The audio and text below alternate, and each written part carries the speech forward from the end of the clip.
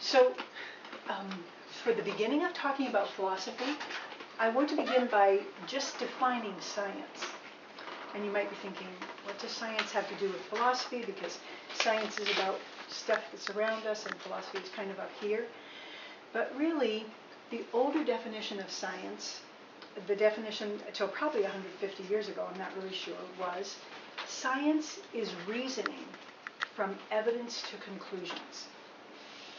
And that means that theology was considered a science, because in theology we talk about the evidence for God's existence, the evidence for his presence among us, the evidence for his works within us, and we reason about that and come to conclusions about how we should serve him, what we can expect. And in philosophy also, we reason usually from first principles to conclusions, but we also have experiences and we have the lives of philosophers and we think about what other people have said. All of that is a kind of evidence. In the natural sciences, physics, biology, chemistry, the only allowable kind of evidence is things that can be measured, things that can be touched, things that can be observed, things that can be counted. And in Scripture, in the book of Wisdom, chapter 11, verse 20, it says, he has made everything by measure and number and weight. And that line was the inspiration in the 12th, 13th, and 14th centuries for the people of the Middle Ages to say, okay, let's count everything, let's measure everything, let's see what we can do, see what we can learn about the universe. If he's made it that way, then we can understand his mind that way. But it's only in the natural sciences that we demand measure, number, and weight. There are other kinds of evidence, and we use those other kinds of evidence all the time. You know that your kids have been in a cookie jar. You don't have to measure anything. It's just obvious. It's obvious by the way they behave. It's obvious. So when we talk about philosophy, we're going to really address the fact that philosophy involves reasoning, and philosophy is not just talking about nothing. It's a form of thinking about things that are very important, about the fundamental things, especially truth and wisdom. Etymologically, philosophy means the love of wisdom. But I want to begin by talking about the four basic attacks that we face in the secular world on the idea of there even being such a thing as truth. And these are attacks that you'll find in any textbook that you use that's from the public sector. Sometimes these attacks also turn up in our own textbooks because people are just unconscious of them.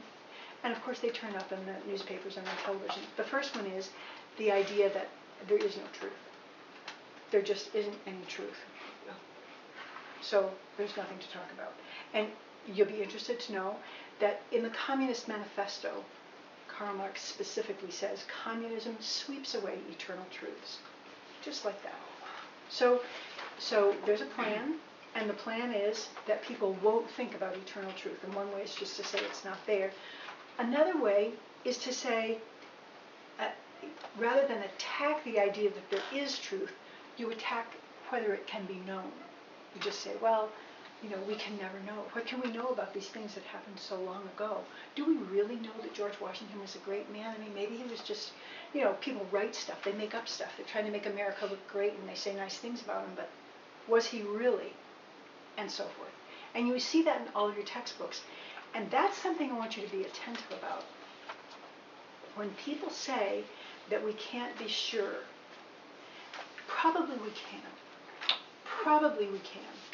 In many cases we can. I want to tell you two stories that are kind of fun.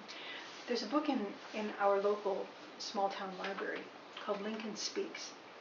And it has all these stories from contemporary diaries of the time of Lincoln.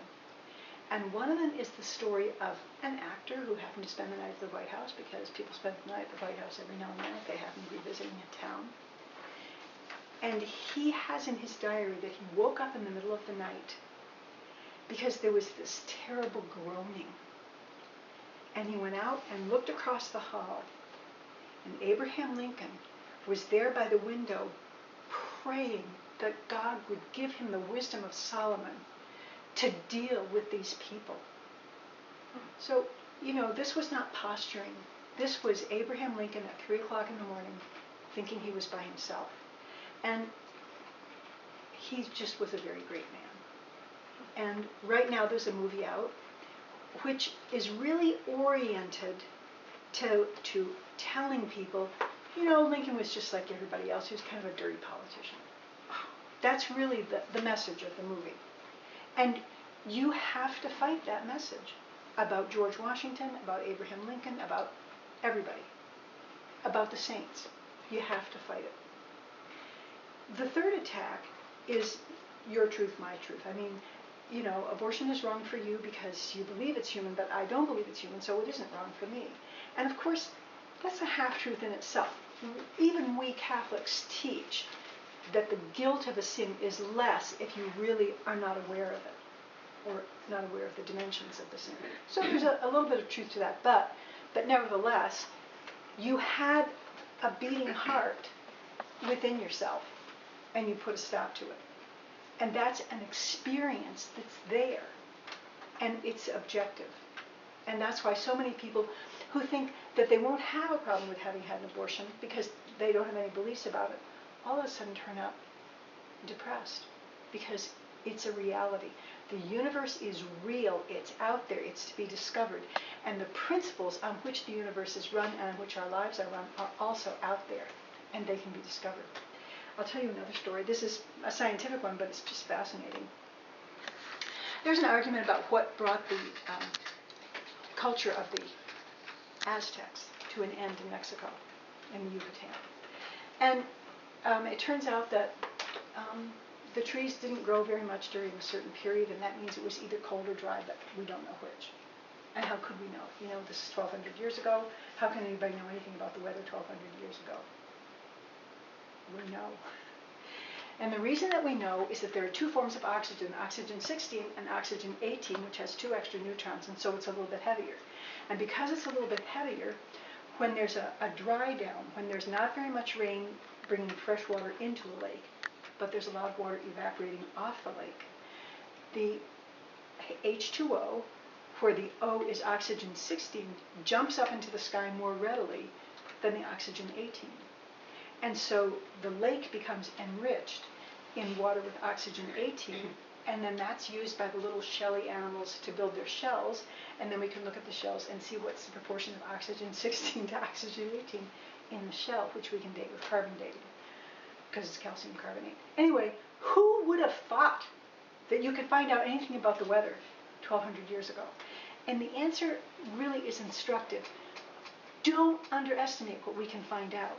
And when somebody has a sort of a philosophical predisposition that we probably can't know the truth, you need to fight that, and you need to teach your kids to fight it.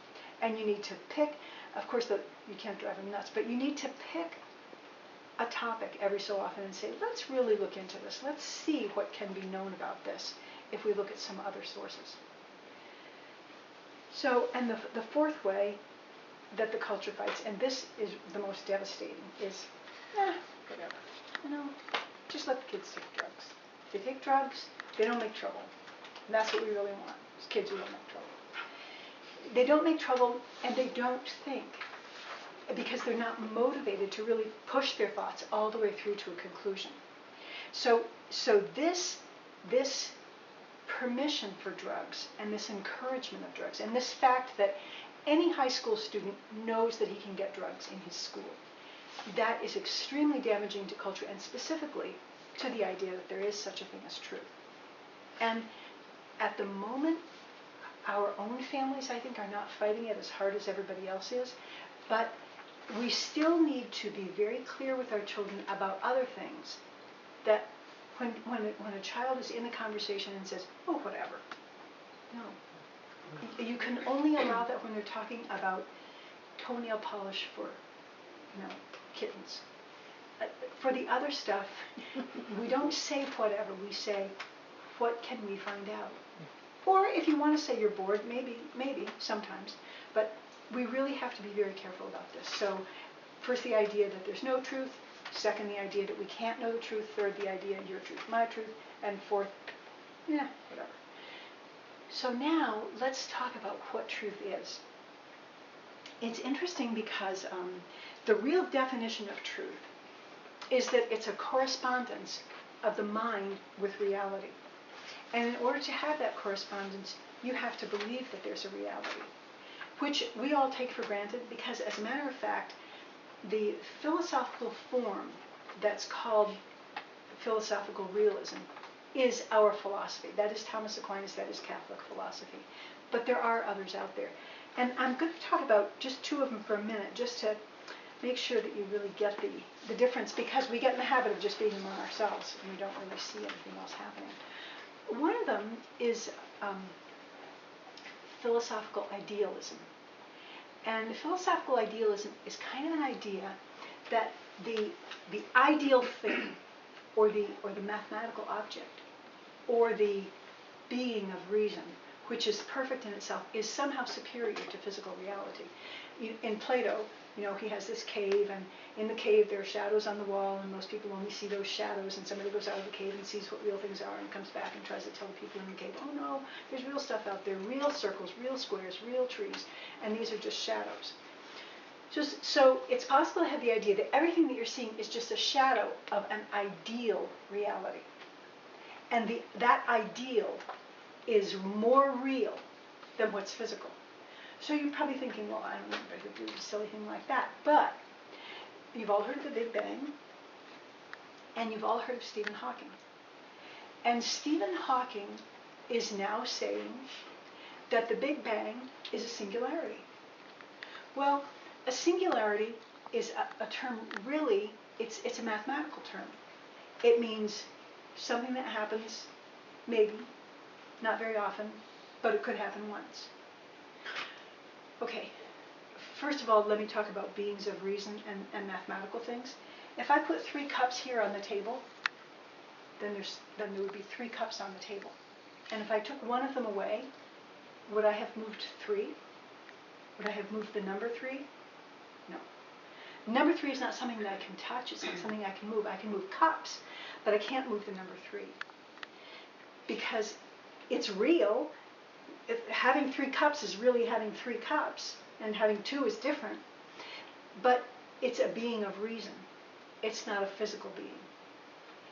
A singularity is a mathematical thing. And as a mathematical, it doesn't have physical reality.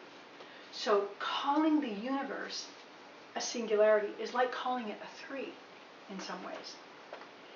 And here's the situation. The universe is not something that might happen or might not.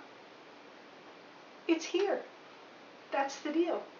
And you just, you listen to Stephen Hawking because he's so smart and he knows so much more math than you do, and you're just all wound around this whole thing.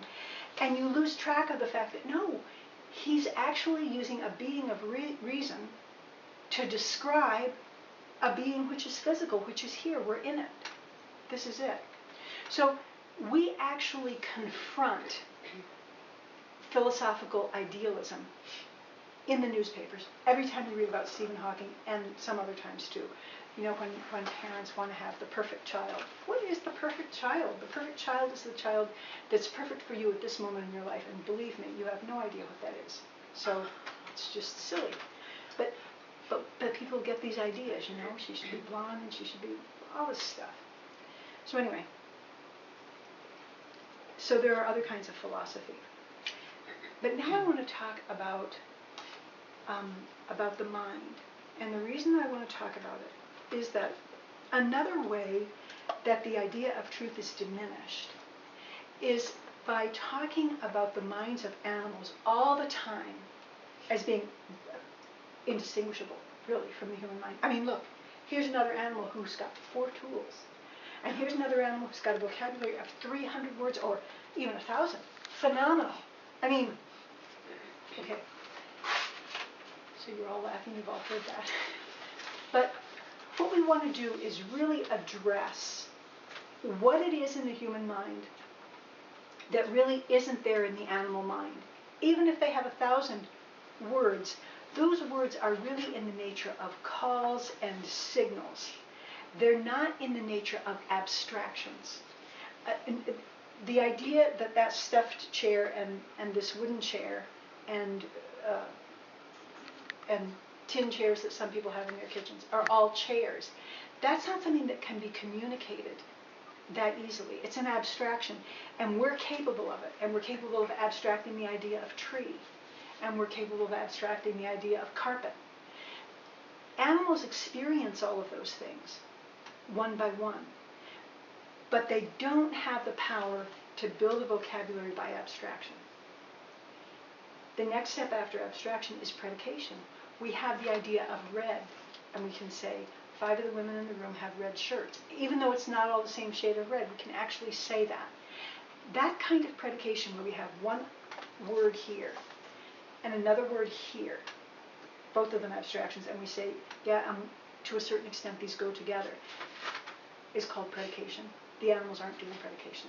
They can't do abstraction, they can't do predication, and they can't do logic. And logic is where we take, one predication, all men are mortal, Socrates is a man, Socrates is mortal. We've been through that in all of our logic classes. But the point is that the animals are not doing that. And then just 2 more steps. After that, we have predication, and then we have logic, and then we have fields of knowledge, where we think something all the way through. Maple trees have all of these characteristics, and oak trees have all of these characteristics, and all trees have these kinds of characteristics, and flowers are a little bit different. Go through all of that, and we build up the whole field of biology. And that building up of a field of knowledge is uniquely human. And then the final step is each one of us, based on the fields of knowledge that you've built up in your own life and through your own study and your own interests, you have a picture of the whole. And in some ways, our pictures are the same, because everybody here has the creed for a basic outline. But nevertheless, different parts are filled out, and each thing that you know well becomes one of the ways that you look at how other stuff works.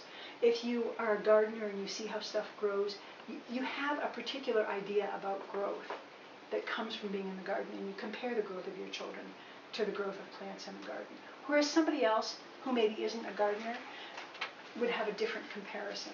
So everybody has a different way of putting the whole thing together, but nevertheless we do it.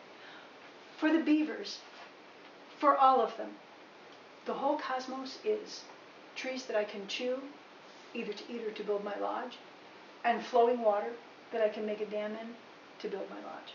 That's it. They don't reason about the stars. It's not, it doesn't matter. And they don't reason about the deserts. They don't live in them. They don't go near them. End of story. So that big picture is unique to us. And now I want to take it one step farther. When we, besides rationality, besides going step by step and having all of this logic, there's another aspect to our thinking. And it's the aspect that we call the heart. And we sometimes will walk into a situation and say, oh, this doesn't feel right to me. Or sometimes a person will walk in the room and will say, who is that? She has got something going on with her. I need to know. And sometimes we hear a politician, and even before the politician says something specific for us to critique, we think, wait a second, his face isn't working with his words the right way. This is not good. So there are times when we recognize something and we don't actually have a rational explanation for what it is that we're seeing. And what is that? And in the past, people would have just said, well, it's the heart. But then, William Harvey came along and said the heart is a pump, and said, okay, so the heart is a pump. I want to just go after that heart is a pump thing for a minute, and then we'll return to our discussion. I came across this in some material about heart transplants. So I want to tell you a story about a heart transplant. A young Hispanic guy got the heart of a truck driver who had been in an accident. And through a whole series of very unusual circumstances, because they usually try pretty hard to keep these people separate, he actually met the wife of the donor. And she came up to him and she said, can I just put my hand on your chest? So somebody translated that for him. He said, okay, and he opened up his shirt, and she put her hand on his chest and said, it's all copacetic, Dave. Well, ever since his transplant, he had been using the word copacetic, which is not really that common of a word, but he'd been using it correctly. But not only is it not a common word, it's not a Spanish word. So there's no really a way that he would even have known what the word meant. He just began using it. Well, what turned out was that for this couple, whenever they would have a fight or an argument and then settle things down, they would turn to each other and say, it's all copacetic. That was their making up kind of phrase. And they had just had a fight before he was killed. And they were sitting there in the truck, and he was killed. So she came and said the words that he had had in his heart and that were now in the heart of this recipient. And, you know, I didn't think that words were in the heart. I just thought they were in the brain. But it turns out that the heart actually has a little brain of its own. It's only about 1/1,000,000th the size of the regular brain, but it's there. It's adequate. It doesn't have the whole English dictionary. But in this person's heart, it did have the word copacetic. And it actually, you know, went into the operating room and got into somebody else's body intact. And what that says to us is that all the poetry about how the heart has its reasons that reason doesn't know anything about, and that the heart sees things, and you know, there's that poem, the night has 1,000 eyes, the day but one, but the light of the world dies with the dying sun. The mind has 1,000 eyes, the heart but one, but the light of a whole life dies when love is done. This idea that the heart has less of this kind of information, but it has something specific. That's really the way it is. Now, I want to go back to animals. Many people have had touching experiences with animals, where the animal comes in and is comforting at a moment when all the human beings have walked out on you. Or when an animal perceives that somebody who's coming into your circle is a danger to you, and starts getting riled up, and you don't. So the animals have something going, which we call instinct, where they sense things that maybe we don't sense. And part of the reason we don't sense them is because we're busy up in our heads. Some of us do sense them. Some people are much more, we call it intuitive, than others. But now I want to talk about intuition and instinct. The thing which in animals is called instinct is different in us because we immediately verbalize and talk and think about it. Why do I feel uncomfortable every time that person comes in the room? Why do I feel just as the phone rings, oh, I don't want this phone call? Why do we have those responses? And the answer is, we do have the same intuitions as animals. We don't always attend to them. We could attend to more of them. But when we have them, words are immediately introduced to them. When you say, why do I feel bad? Right away you're analyzing it. Now, when something moderately new happens, and we're wondering how important it is, we have all of our past experiences and all of our past thoughts that we're putting together to try and figure out what's going on. The animals have all their past experiences, but they don't have all their past rational reflections, just we do. And that changes how our memories work, because we have this whole other dimension going in there. Now, some people try very hard to keep the heart out, because it's too chaotic, or because their hearts are wounded and bruised, whatever the reason is. Some people keep their hearts out. And other people, I regret to say, don't use their heads quite as much as they might. But here's the deal. Having a good conversation between your rationality, which is those 5 dimensions that I said, abstraction, predication, logic, fields of knowledge, and cosmology. Having a good conversation between that and your heart is the best thing that you can have. Now you're bringing all that's available to you as a human person. And the interesting thing is that we have a word for thought which is bigger than rationality, and it's intellect. And when you use your intellect, you're using all of your rationality and you're using your heart, and you're using them together. And the result of that is wisdom.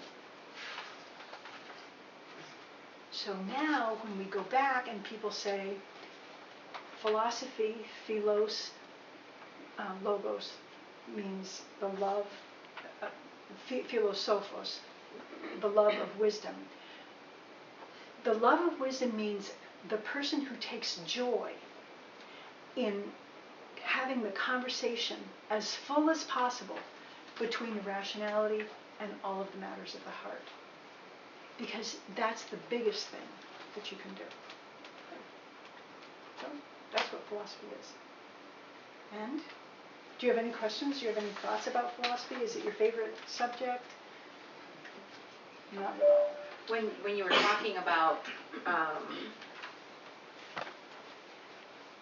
backing up to right before you said something about Stephen Hawking, where was it the second point that you addressed?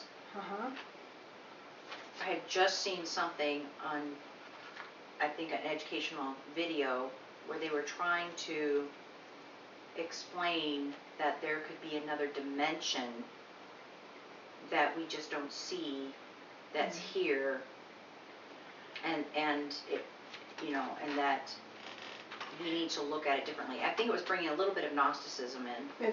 It is, and all of these efforts to have multiple universes or universes that split off into pieces are all efforts to escape the sort of theological, really, finality of saying that the universe had a beginning.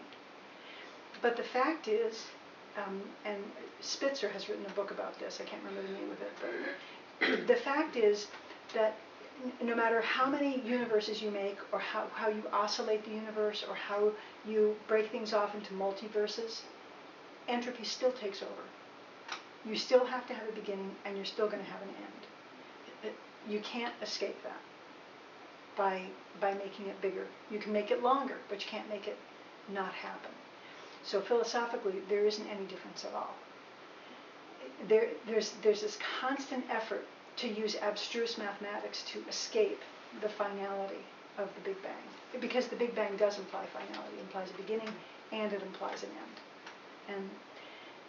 And really, Einstein should have come up with the Big Bang. He had the information to do it. And he said afterwards, biggest mistake I ever made. But he was so dead certain that the universe was eternal, that when he was confronted with its finiteness, he said, well, there must be another little factor in there. We'll just call it whatever, stick it in, the cosmic constant. So he put this little cosmic constant into his equation so that it wouldn't have an eternal universe. And when George Lemaitre confronted him about it, he just said, it has to be there. Unimaginable. And for Lemaitre, he wasn't trying to prove the existence of God when he wrote his paper, The Day Without a Yesterday. He was just describing what Einstein had himself shown, and he was just showing the consequences of it. But for him, not because he was trying to prove that God existed, but because he was accustomed to reading, in the beginning was the Word, and the Word was with God, or in the beginning God created the heavens and the earth. He was accustomed to those passages, and the idea of the beginning was not unimaginable or unspeakable to him. It was natural to him. And so he's the father of the Big Bang. The way that you have the Big Bang is that all the energy is together. All the stars are moving away from each other. And so you say, well, if they're all moving away from each other, then back up and there's a time when they're all together. So that's how you get to a beginning. But if they're all moving away from each other, they get farther and farther away from each other. And eventually they're so far away that gravity is no longer able to maintain equilibrium that we need to have planets and stars. Some people say that the universe goes in and out, but even if it goes in and out, in the end, entropy takes over. And entropy is the increase in disorder. In order to do work, you need two things. You need energy, but you also need order. I'm sure that you've had the experience of trying to clean the house when the children are, and it doesn't work. Energy is not enough. It has to be in order. And what you have in the beginning of the universe, oddly enough, even though we call it an explosion, is you have entropy at a very low level, and it increases forever afterwards. Everything that you do, breathe, drive your car, jump up and down, anything that you do increases universe entropy. And there's just no going back on that. And once the whole thing is in disorder, it's not that the universe isn't there, it's that it's there like dust, like a mist. Nothing more can happen.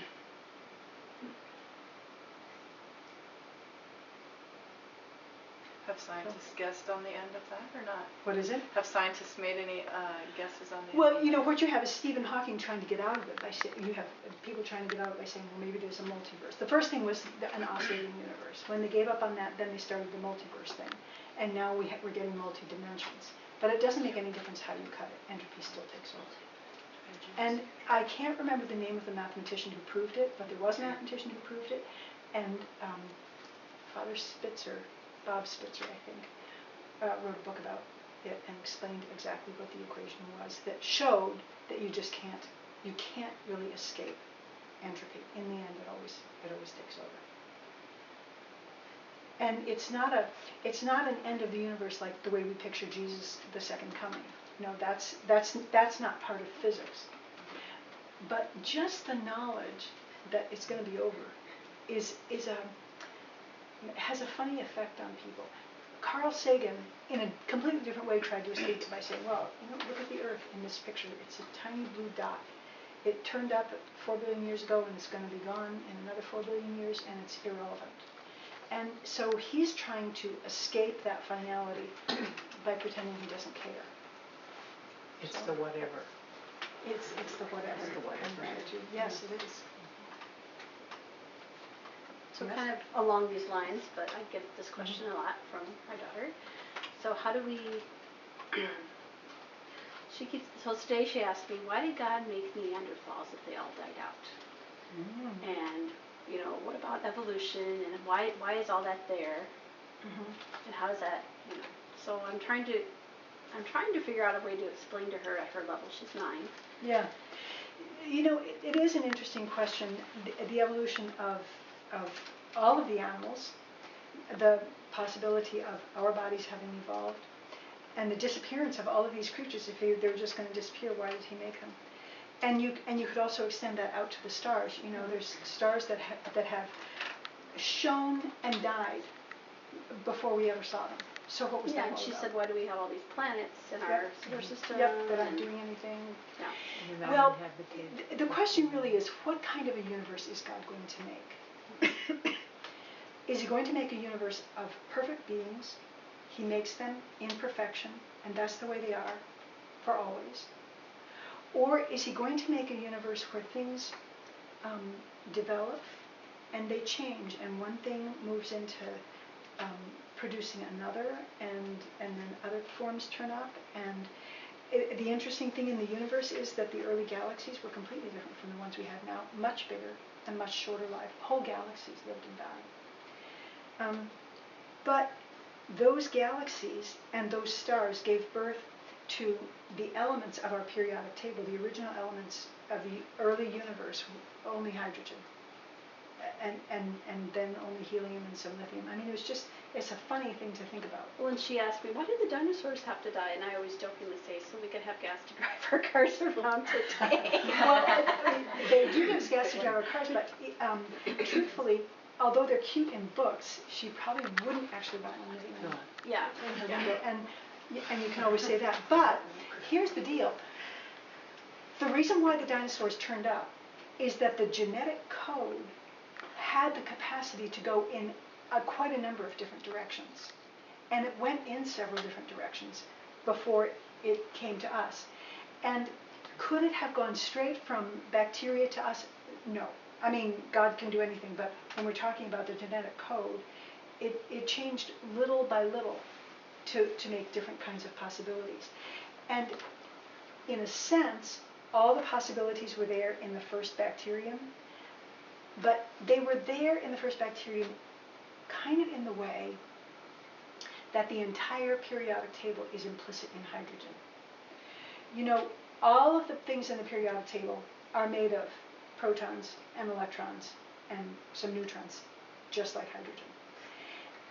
But the way things turned up in the universe, it wasn't hydrogen first, then helium, then pull in some more hydrogen and get lithium, and then beryllium, 1, 2, 3, 4, like that. It did go from hydrogen to helium, then it went primarily from helium to carbon, and then broke down to the things that were smaller, and then from carbon to silicon, and then broke down to the things that were in between. It's a very complicated process, and when it gets up to iron, the pressure that's needed to take 2 hydrogen atoms, and 4 of them actually, and push them together so hard that the nuclei all come together and all of a sudden you have helium. It's a phenomenal pressure, and it only happens inside of a star. You can't just stamp your foot and make atoms fuse with each other. When you get up to iron, you can no longer bring about new elements, even with the gravity of a very big star. It's just not enough pressure. And the only way you get those later elements is by having an enormous star, which goes through all these transformations and ends up with iron, and then it has a heating phase where everything is sort of steamy out here, and then no more fusion here in the center, it cools off. And when it cools off, all of a sudden, and I mean all of a sudden, the whole thing collapses. And the stuff out here, not all of it, but the stuff that's close enough, falls into the center of the star with a whack that is so hard that it hits in here and it bounces out and it smacks the stuff that was left out there, and that is enough pressure to make all the things above iron. So the gold that's in your rings and the platinum that's in probably also your rings and places in the car, all those elements come from a supernova. And we didn't have those kind of things in the beginning of the universe. So the universe had to go through all of these transitions to finally get us, you know, To where we are now. to where we are now. And you have to have a supernova, and then you have these extra elements, and then you have to sweep all the elements together and make a planet out of them. Because that's how our planet is supernova debris. It's amazing what it takes. So really God is writing a story. And he's writing a story which is very clever. I don't know if you've ever seen an origami story where somebody takes a piece of paper and folds it and tells a story as he folds it. That's kind of what God is doing. It's very clever to make 5 different pictures, but it's even more clever to take one picture or one folding and fold it into the next one and fold that into the next one. And that's what he does with DNA. And in the same way that uranium is implied in hydrogen, your genome, which is much bigger than the genome of a bacterium, is implied in the bacterium just because certain things can be put together and certain kinds of things can happen, certain potentials can come up and not others. And you actually can see that because think of the animals in Australia. Think about the kangaroo. If you just look at the head of a kangaroo, it is really similar to a donkey. But the fact is, the relationship between a kangaroo and a donkey is not a close relationship. You have to go all the way back to the early marsupials and the first mammals before you find a common ancestor. So, in other words, the genome is always ready to produce this kind of head, but in the kangaroo, it produced that kind of head and dinosaur kinds of short front legs, So there was that potential, and it's just fun that God did all these different things. So you really can present it as an origami story, and present it as a game of clue that he gives us for looking things back. And in a way, too, it's a little bit a game of hide and seek. God is there. It's pretty clear that he's there. to me and to many other people, it just seems like, I mean, if you think that this whole thing is an accident, you just got rocks in your head. But people do think it, and God doesn't force them not to think it. We have that freedom, and He gives us that freedom. And what a clever way to give us that freedom, to make things, to sort of hide His activity so humbly and so quietly, like a painter who uses such careful brush strokes that you don't see the brush strokes. You feel like you're seeing the person or the mountain that he's painting. So God has hidden His fingerprints, and it's valuable to see that in the wide world, because He also hides His fingerprints in our lives. We know that He's at work in our lives and we experience it, but sometimes we think, was that really God? And you think, well, it just happened that way. Okay, well, and the snails just happened that way after the bacteria. No, God is always there. He's always at work, and He's always moving in us. And we're just like the universe. All kinds of potentials are there. So that's kind of long for a 9-year-old, but the simple thing is the... Not for Cece, it wouldn't be. But the origami story I've done, and people just love it because they actually see that the origami story is much more clever and funny than if I just walk in with 5, paper foldings. So, yeah. I guess the other thing that comes to my mind when those kind of discussions come about that God is so much greater than us, and if we think we can wrap our minds around His reasons for doing it in this way, then we're just plain too proud. I think you're right, and I always quote Matthew 18, how He talks about,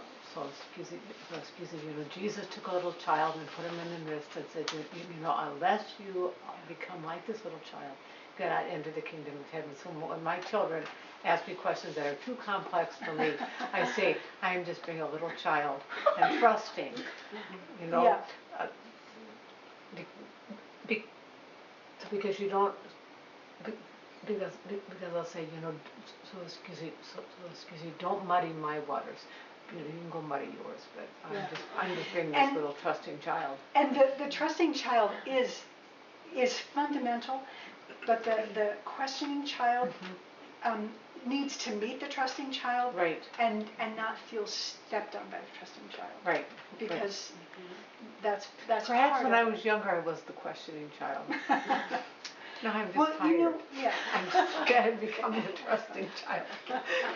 And I don't know about you, but for me, part of it is that I've investigated a couple of questions deeply enough to feel like, yes, okay,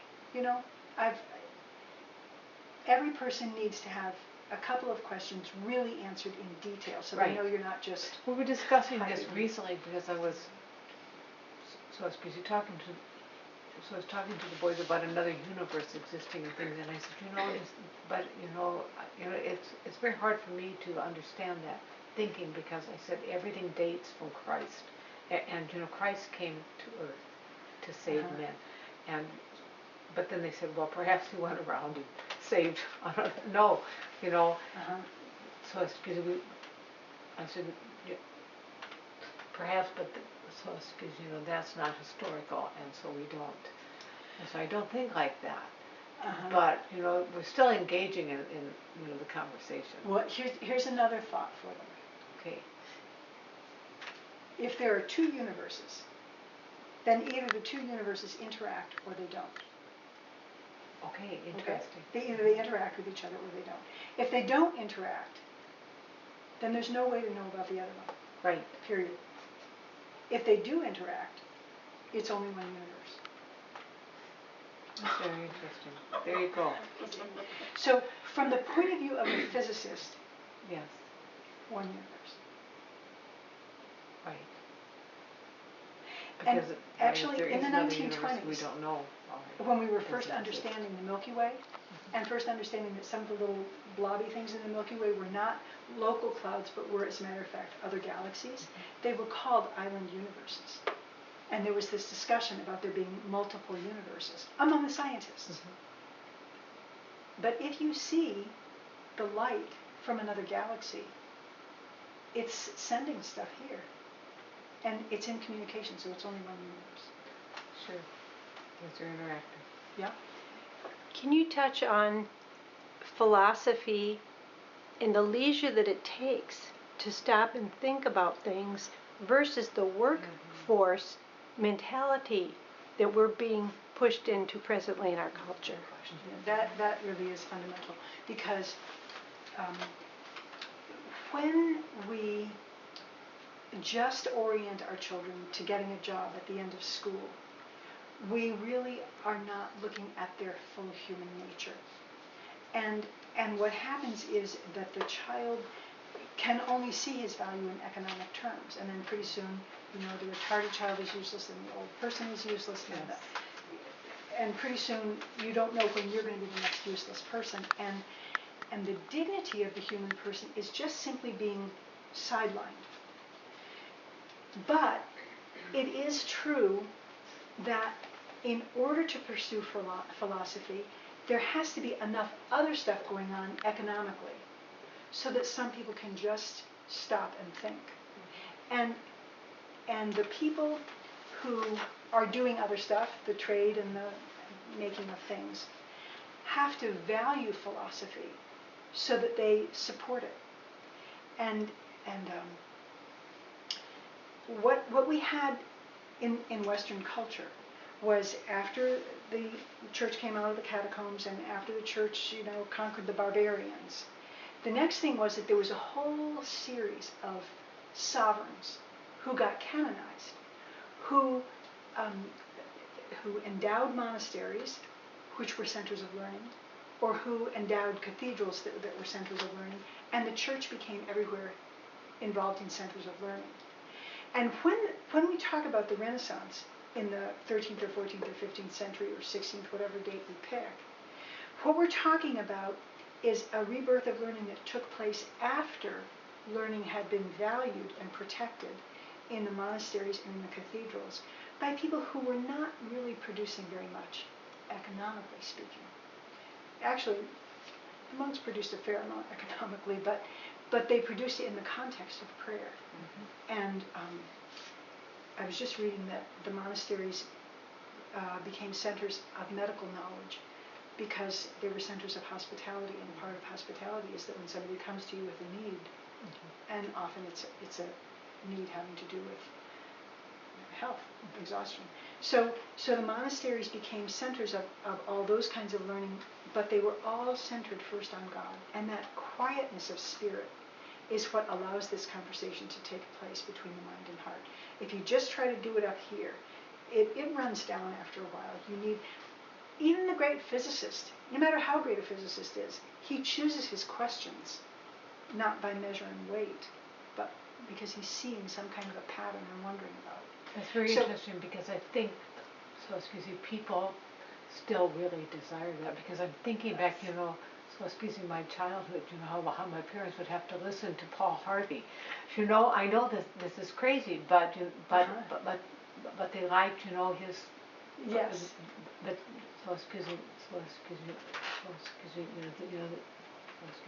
they appreciated his thought process. Yes. Just like people will listen to Fox News. They want somebody to help them think. They do. And they will pay, large sums of money to get people to think for them and to help them, develop their own, personal mission statement. And I think, I don't know, so I think, there still is that very great need, although our schools and Common Core, et cetera, are focused on getting kids in the economic, they see the merits as a workforce. Exactly. The thing back to the leisure and philosophy, both of my sons had thought through, well, when I grow up, I guess I go to college to get a job, to earn more money, and what a vicious cycle, so what's the point? So to go down that path of, well, why am I doing this?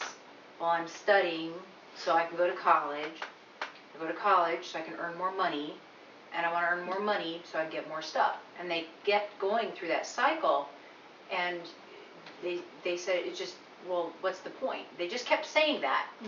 Yeah, And we have to teach. There's got to be something that we can do to bring their minds to a different level. And the first thing is to get our own minds on a different level. And the first thing we have to say to ourselves is, stop telling your children that the main thing you want is good marks and a good CV and a good transcript. Start telling your children, we're learning because we're here living in a world that you need to understand and take joy in. And you need to pay attention to them having a reasonable amount of joy in their studies. You know, curricula are all different, but boy, some moms really, the moms aren't enjoying it, the kids aren't enjoying it. Right. It's really... And I think we have to stress to our children, you know, that we're each called to a different apostolate. Yes. And, you know, that is very important for them to figure out, you know, what their apostolate is. And all apostolates are different. I remember a very wise, you know, school principal I had when I was teaching in Omaha. She would tell us, we would come up to her in negotiations. And it was a big Catholic school, and it was in a wealthy area of Omaha. Well, you know, we, of course, you know, when it came time for teacher salaries to be discussed, she was very clear about saying, do not lose sight of your apostolate. Your apostolate, and you know, she